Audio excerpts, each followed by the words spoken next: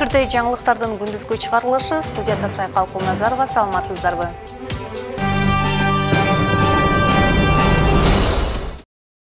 Кыргыз Республикасынын президенти Садыр Жапаров 13 октябрда Астана шаарындагы Азиядагы өз ара аракеттенүү жана ишеним чаралары боюнча кеңешмеге мүчө мамлекеттердин 6-чы саммитинде катышып, мамлекет глобалдык дүйнөдөгү коопсуздук көйгөйлөрү дагы бир жолу региондун мамлекеттеринин ортосунда эки тараптуу жана көп тараптуу деңгээлдеги коопсуздуктун жана туруктуулуктун комплекстүү жана туруктуу системасын камсыз кылууда ишенимге негизделген кызматташтыкты түзүүгө жана тереңдетүүгө чакырарын баса белгиледи. Бул процессте регионалдык уюмдардын жана түзүмдөрдүн ишинин натыйжалуулугун, уставдык максаттарды жана милдеттерди, ошондой эле жогорку деңгээлде жетишилген макулдашууларды ишке ашыруу жагынан терең талдоо максатка ылайыктуу. Бул региондун өнүгүүсүнүн, анын муктаждыктарын жана көйгөйлөрүн талдоо жана болжолдоолордун негизинде иш-аракеттер жана чаралар менен коштолууга тийиш болгон Азиядагы өз ара аракеттенүү жана ишеним чаралары боюнча кеңешменин жакшыртуу процессине да тиешелүү.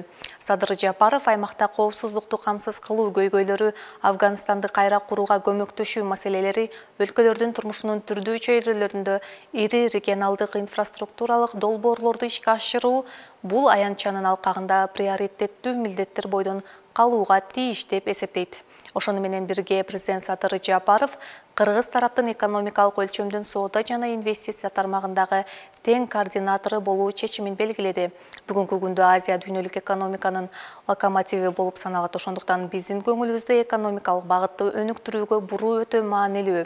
Кыргыз тарап бул жаатта жемиштүү кызматташтыкты күтөт.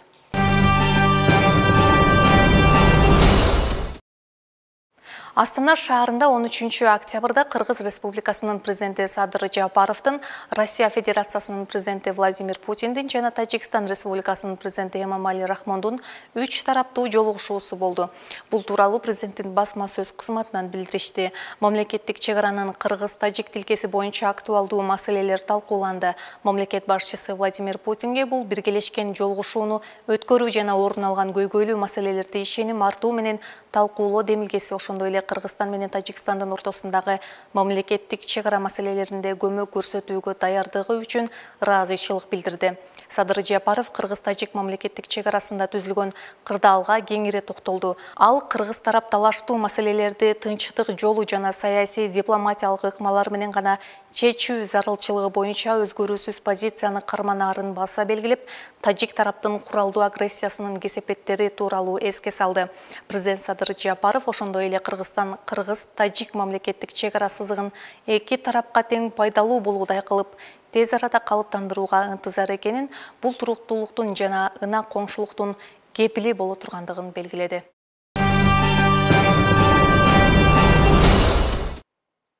Үстүздөгү жылдын январь-сентябрь айларында Кыргызстан карызын төлөөгө 24 миллиард 706,9 миллион сом жумшады. Бул туурасында Финансы министрлиги билдирди. Тагыраак айтканда, республикалык бюджеттен тышкары карыздан кутулууга 16 миллиард 292,8 миллион сом чегерилген. Ал эми ички карызды төлөөгө 8 миллиард 414,1 миллион сом бөлүнгөн. Учурда өлкөнүн мамлекеттик карызынын жалпы суммасы 5 миллиард 219,162 сомду түзөт.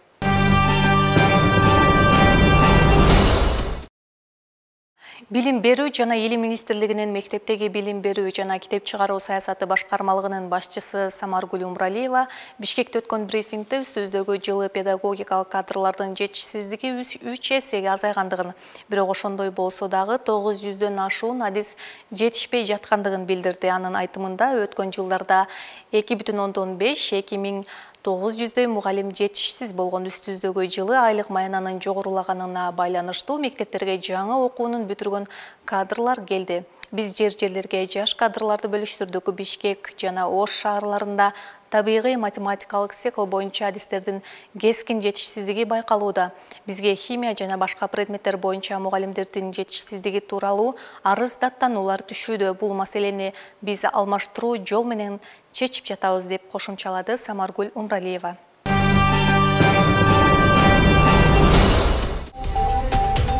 Сиздер жаңылыктардын күндүзгү чыгарылышы менен тааныштыңыздар. Бул жана башка жаңылыктардын кеңири чыгарылышын кечки саат 20:00 Алтын бешик маалымат программасынан тааныша аласыздар.